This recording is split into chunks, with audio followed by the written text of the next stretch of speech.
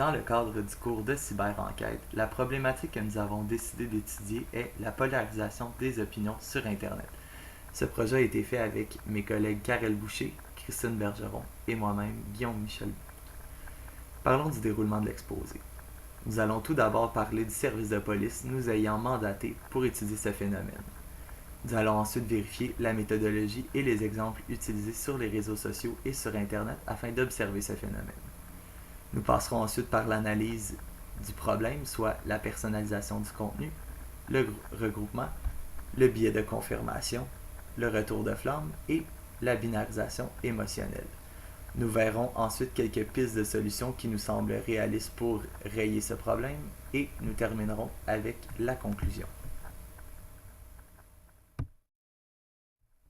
Le mandat. Le service de police nous ayant mandaté pour étudier le phénomène de la polarisation des opinions est le SPVM ou le service de police de la ville de Montréal. Bien que le SPVM soit le deuxième corps en importance au Canada, il ne contient une unité de cyberenquête que depuis 2017, soit 2 ans. Cette unité vient en support aux sergents détectives déjà en place pour étudier des crimes tels les fraudes, les leurres, la pornographie juvénile et bien plus. La définition de la polarisation des opinions serait la suivante dans sa définition large.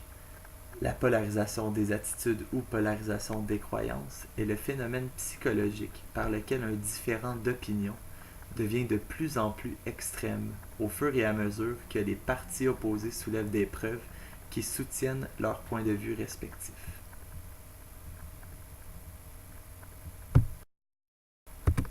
Et maintenant, voyons voir.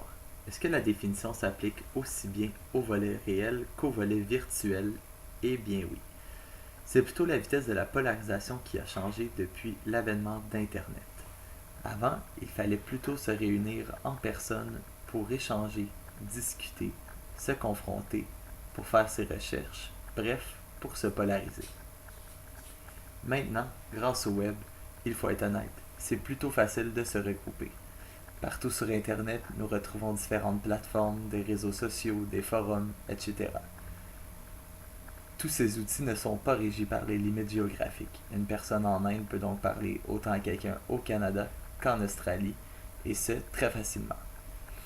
Ça peut atteindre tout le monde, peu importe l'âge, le sexe, la religion, et plus encore. Maintenant, examinons ceci.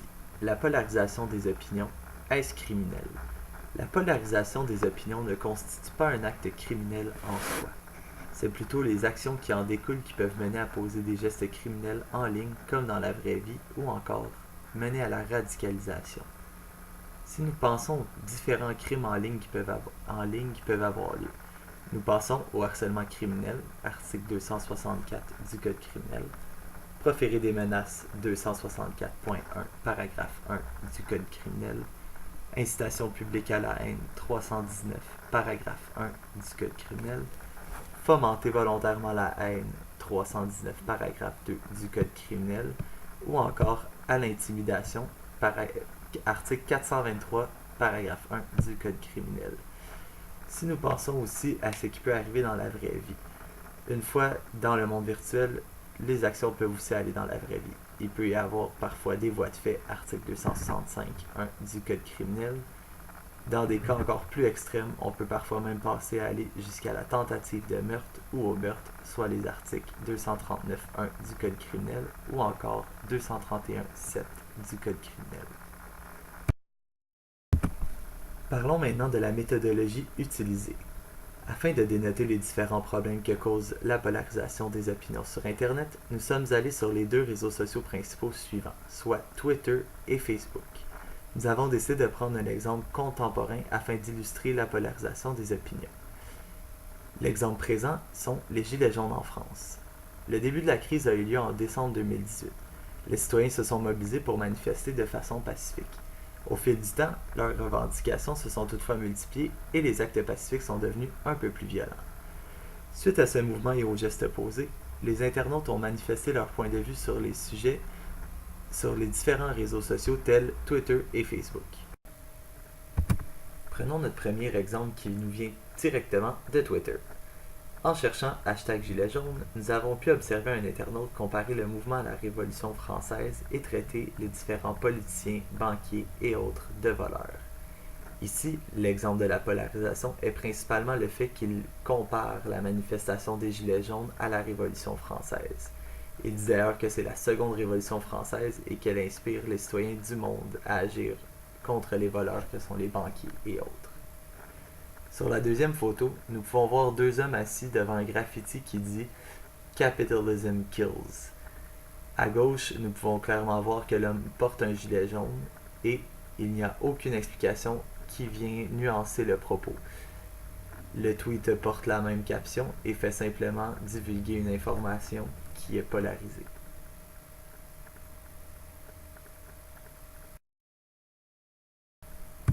S'il y a des personnes qui appuient la cause des Gilets jaunes, il y a inévitablement des personnes qui seront contre.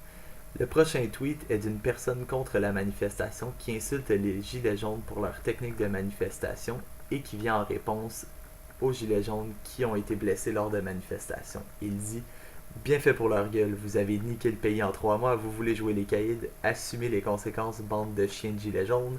Sans vous, il n'y aurait pas de Black Bloc, vous êtes des consanguins, je n'aurai rien d'autre. » Une opinion qui est très polarisée.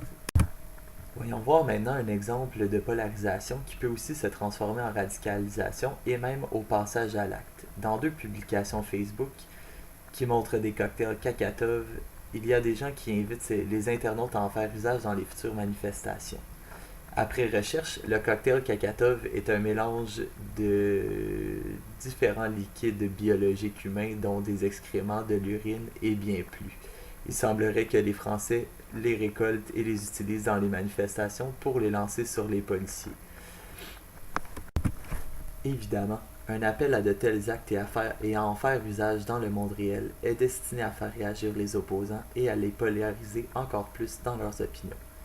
Un internaute écrit sur Twitter « Je considère ces gilets jaunes indignes d'être des êtres humains et même pas des animaux, car ces derniers sont bien plus respectueux de la vie. » creusant encore plus le fossé entre les deux clans et polarisant les opinions des deux clans encore plus.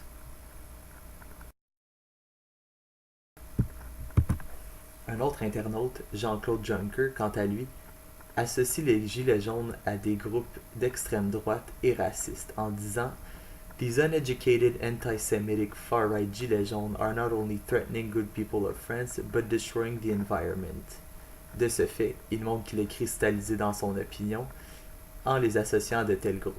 De plus, il va même jusqu'à demander l'assistance de l'armée européenne maintenant. Le dernier exemple est un exemple bien de chez nous et n'a rien à voir avec les gilets jaunes. Les commentaires qui suivent ont pris place après que la mairesse de Montréal, Valérie Plante, eut pris position contre le projet de laïcité du gouvernement Legault. Les 2 internautes suivants disent « C'est sûr que quand tu trahis ta nation, tu risques pas d'avoir des messages d'amour, traître. » Une autre dit « Vous appelez à la désobéissance civile, vous voulez défier la loi, vous ne voulez pas vous y soumettre et vous vous plaignez que des gens fassent de même. Pas fort la plante, calmez-vous et allez réfléchir, vous en avez grand besoin. » Il n'y a aucune nuance ici. Passons maintenant à l'analyse de la polarisation des opinions. Tel que mentionné plus tôt, il y a la personnalisation du contenu. Depuis quelques années, nous avons vu un changement dans les différents algorithmes des réseaux sociaux. Nous sommes passés d'un affichage qui est chronologique à un affichage qui est selon nos intérêts. L'algorithme évalue donc ce à quoi nous réagissons, ce que nous commentons, afin de nous donner des choses que nous voulons toujours plus voir dans notre fil d'actualité.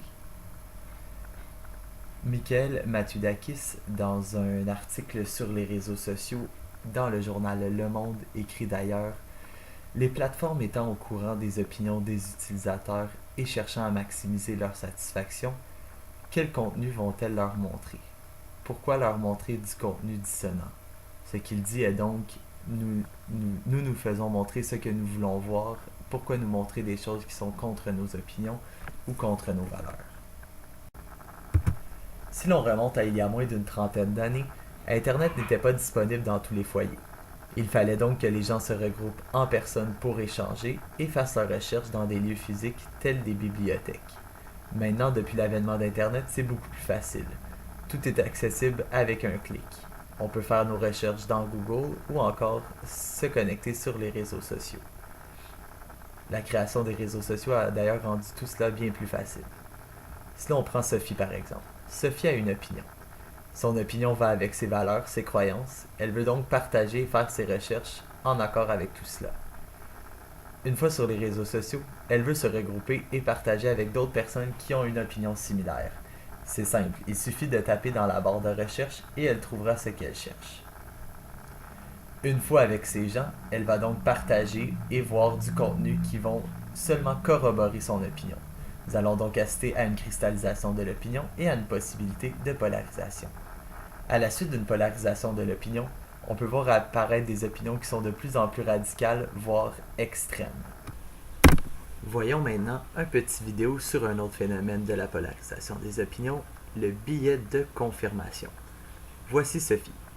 Sophie, elle n'aime pas les pitbulls. Elle dit des choses comme « les pitbulls sont des tueurs sanguinaires »,« les pitbulls mordent des enfants » et plus encore. Sur sa page Facebook, elle ne partage donc que des nouvelles sur les attaques de pitbulls.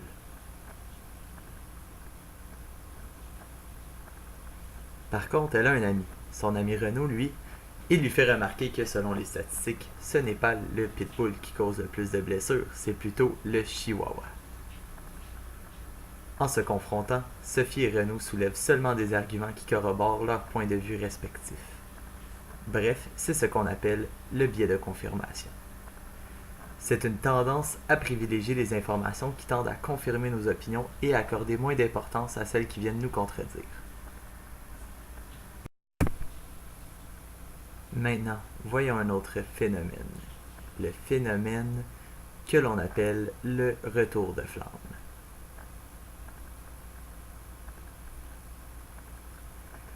Le retour de flamme est lorsque les individus sont confrontés à des preuves en contradiction avec leurs croyances et ont tendance à les rejeter et à se refermer davantage sur leurs croyances initiales plutôt qu'à être confrontés. Reprenons l'exemple de Sophie qui n'aime toujours pas les pitbulls.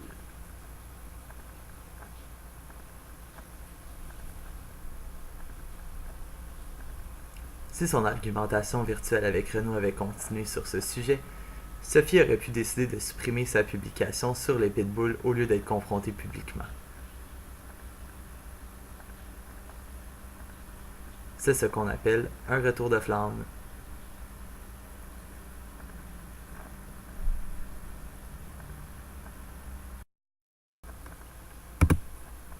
Nous allons maintenant terminer avec le dernier aspect de notre analyse de la polarisation des opinions, soit la binarisation émotionnelle. C'est noir, c'est blanc, bref, il n'y a pas de gris. Martin Geoffroy, un sociologue et directeur du CIFRIR, a dit « Les camps opposés vont chercher à amener les gens qui sont plus pragmatiques dans un discours binaire émotionnel. Soit tu es dans notre camp, soit tu es dans l'autre camp. » Il n'y a pas que sur Internet que l'on peut retrouver des exemples de binarisation émotionnelle. Prenons en exemple un texte très ancien, le livre le plus vendu au monde, la Bible. Dans la Bible, Matthieu 12, verset 30 dit « Qui n'est pas avec moi est contre moi, et qui ne rassemble pas avec moi disperse. » Il y a donc ici un double exemple de binarisation. Des exemples de binarisation émotionnelle, il y en a partout. Ça inclut même dans nos films de culture populaire les plus récents. Dans le film Star Wars épisode 3, La Revanche des Sith, Anakin Skywalker, alors qu'il est en pleine évolution vers le côté obscur de la Force pour devenir Darth Vader, dit « If you're not with me, then you are my enemy. » Si tu n'es pas avec moi, tu es contre moi. Ce phénomène vient toucher toute personne de toutes les sphères de la vie, incluant la sphère politique. Prenons ici en exemple Hillary Clinton. En référence aux attentats du 11 septembre 2001, dans un de ses discours, Hillary Clinton a dit « Chaque pays doit être avec nous ou contre nous. Ceux qui hébergent des terroristes ou qui les financent vont en payer le prix. » Toujours dans le même ordre d'idées, l'ancien président des États-Unis d'Amérique, George W. Bush, a dit dans un discours faisant référence aux événements du 11 septembre 2001 « Chaque pays dans chaque région a maintenant une décision à prendre. Soit vous êtes avec nous, soit vous êtes avec les terroristes. » Ces quelques exemples démontrent bien à quoi ressemble un discours binaire émotionnel, de camps polarisés et voire même de discours radicalisés. Passons maintenant à la dernière étape de notre présentation, soit les quelques pistes de solutions que nous avons concoctées. Nous croyons que ces pistes de solutions pourraient aider à ralentir ou du moins réduire le phénomène de la polarisation des opinions sur Internet. Notre piste de solution numéro 1 est la nétiquette. Cette nétiquette ou web étiquette pourrait être enseignée aux jeunes dès leur première utilisation ou leur premier contact avec Internet dans le but de les sensibiliser aux conséquences de leurs actes lorsqu'ils surfent sur le web. Voyons maintenant sa définition. La nétiquette est une règle informelle, puis une charte qui définit les règles de conduite et de politesse recommandées sur les premiers médias de communication. Il s'agit de tentatives de formalisation d'un certain contrat social. Voyons maintenant notre piste de solution numéro 2, soit du contenu aux opinions modérées. Comprenez-nous bien. Nous ne parlons pas ici de censure, puisque la liberté d'expression est un droit fondamental dans notre société. Nous parlons plutôt de responsabiliser et sensibiliser les propriétaires de plateformes, de sites, de forums et de réseaux sociaux pour qu'ils soient plus à l'affût de discours excessivement polarisés, pouvant éventuellement tourner à l'acte criminel. Tout ça dans le but de rapporter le crime si crime il y a. Le tout aurait pour but de favoriser le contenu modéré et varié plutôt que d'être axé sur les intérêts individuels. Tel que mentionné plus tôt dans la présentation, l'usage d'algorithmes permettant de filtrer les publications que nous voyons pour que, comme usagers, notre intérêt soit piqué. De modifier ou d'enlever cet algorithme permettrait donc d'exposer les gens à d'autres opinions et d'autres points de vue sur un sujet pour ultimement ralentir le processus de polarisation. Notre troisième piste de solution, quant à elle, touche les conséquences de ces actes dans la vie réelle. Nous avons donc pensé qu'élaborer certaines réprimandes du monde virtuel au monde réel pourrait permettre de réduire les risques qu'une personne s'enflamme sur Internet et se polarise. Comme Internet n'a pas de frontières et que la presque totalité de la planète y a maintenant accès, nous sommes conscients que d'élaborer une réglementation universelle est peu réaliste. Toutefois, chaque pays ou province pourrait se doter d'une réglementation, tels des règlements municipaux, pour gérer l'utilisation d'Internet dans leur pays. Les sanctions pourraient donc débuter avec des avertissements sur la messagerie privée du site, pour ensuite évoluer vers l'avertissement écrit envoyé par la poste, pour terminer par des contraventions dans des cas très problématiques. Lorsque l'on tomberait dans des crimes informatiques contre la personne et dans des cas de récidivisme jugés dangereux, la sanction pourrait aller jusqu'à poser des interdictions d'utiliser Internet pendant un certain temps. Notre quatrième et dernière piste de solution s'attaque plutôt à la création de faux comptes sur les réseaux sociaux. Nous savons maintenant que les internautes ont tendance à se sentir protégés par le couvert de l'anonymat que procure Internet. Cette protection permet de se polariser encore plus en publiant ce que bon nous semble sans avoir peur des représailles et sans avoir peur d'être reconnu par quiconque. Nos propos peuvent donc devenir de plus en plus extrêmes avec des répercussions minimes, voire nulles. Nous proposons donc que les sites demandant de créer des profils exigent une identité officielle du pays de l'internaute concerné. Cela permettrait de décourager les gens qui s'amusent à tisser des tensions sur Internet.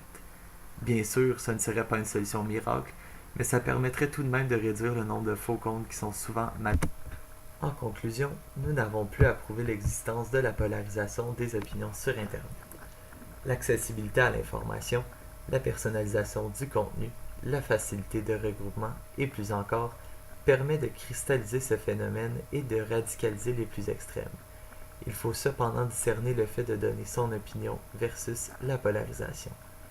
Il y a également une différence entre le phénomène présenté ici et le fait de ne pas avoir de filtre dû au fait d'être caché derrière un écran. Il faut donc nuancer. On pourrait même aller jusqu'à dire qu'il y a une continuité dans les phénomènes sociaux sur Internet. L'absence de filtre mène à l'individu qui confirme son opinion, qui mène au regroupement des gens qui partagent une même opinion. S'ensuit ensuite une polarisation, puis une radicalisation vers l'extrême.